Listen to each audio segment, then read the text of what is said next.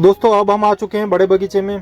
तो पिछली बार जब हमने आपको बहुत ही पास से जो है माइक्रो कैमरे से फोटो खींच के जो है इसके बताए थे कि किस प्रकार की फ्लोरिंग हो गई है, लेकिन अब दूर से भी जो है आसानी से फ्लोरिंग है वो दिखने लग गई है, क्योंकि 2 से 3 दिनों में जो है बगीचे में बहुत परिवर्तन आया है। तो आप पूरा बगीचा देख सकते हैं कितनी शानदार तरीके से जो है बिल्कुल चमक रहा है, बिल्कुल वेल मेंटेन और शाइनिंग भी बहुत ही शानदार है। और आसानी से जो है फ्लोरिंग को आप देख सकते हैं, क्योंकि 3 से 4 दिनों पहले हम अच्छी तरीके से नहीं देख पा रहे थे, बहुत ही ध्यान से देखना पड़ रहा था, लेकिन हम जैसे ही पास जाते हैं तो आसानी से जो है फ्लोरिंग वो हमें दिख रही है और बहुत ही शानदार तरीके की जो फ्लोरिंग है वो हो रही है।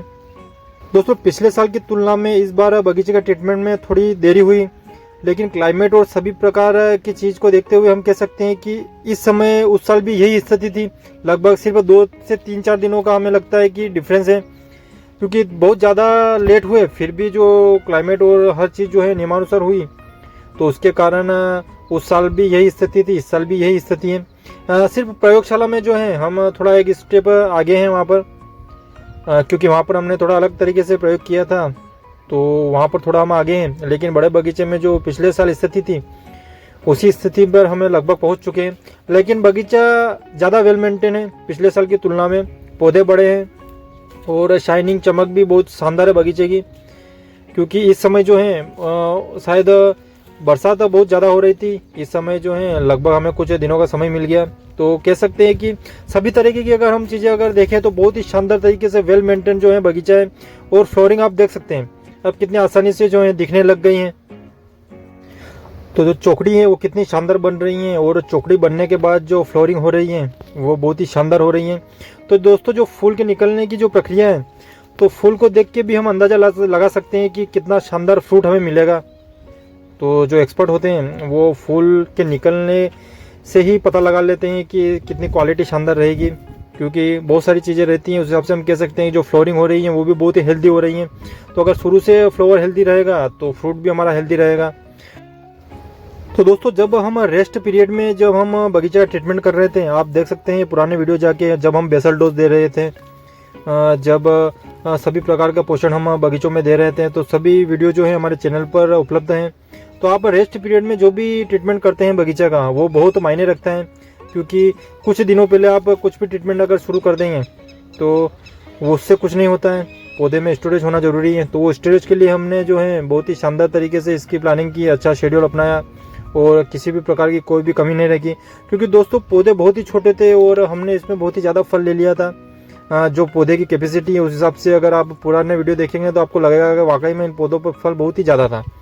तो इस हिसाब से इनको ट्रीटमेंट करना हो, तैयार करना हो और फिर से जो तने में स्टोरेज करना बहुत ही बड़ा कार्य है।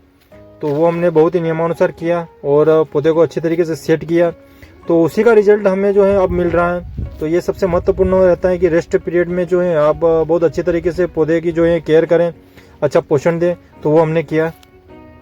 दोस्तों आप देख सकते हैं कि बगीचे से फल हार्वेस्ट होने के बाद कुछ समय बाद जो है हमारा ट्रीटमेंट है वो शुरू हो चुका था। तो ये सारे वीडियो जो हमारे चैनल पर मौजूद है, तो हमने जो है पौधे की किस प्रकार से केयर की, और आप देख सकते हैं कि जो जिप्सम है वो हम दे रहे हैं पौधों में।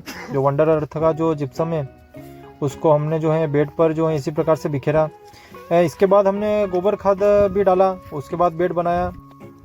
तो ये सभी जो है 2 जून के जो है वीडियो हैं। 2 जून को इस प्रकार की स्थिति थी। तो आप पौधे भी देख सकते हैं कि कितने छोटे लग रहे हैं। उसके बाद जो है पौधे की अभी की जो स्थिति है, तो पौधे बहुत ही बड़े लग रहे हैं, अच्छी फूटा हुआ, अच्छा तना भी हो गया है। तो इस प्रकार से 2 जून की जो ये स्थिति थी कि इस प्रकार से जो है हम बगीचे में जो है कार्य कर रहे थे।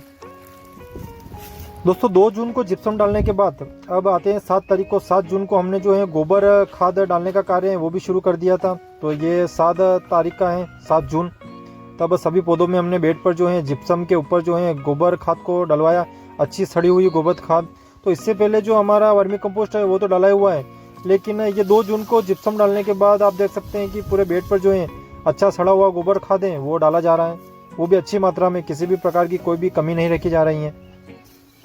तो हम कह सकते हैं कि अनार के बेड पर जो है हमारा वर्मी कंपोस्ट भी अच्छा हो गया, जिप्सम हो गया, अच्छी गोबर खाद हो गई है। तो आप देख सकते हैं कि जो पोषण है वो कितना शानदार और कितना वेल मेंटेन है।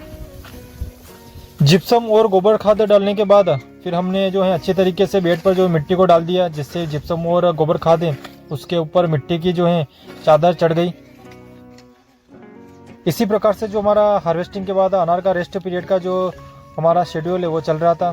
तो हमारे चैनल पर जाके आप जो पुराने वीडियो हैं वो सभी देख सकते हैं।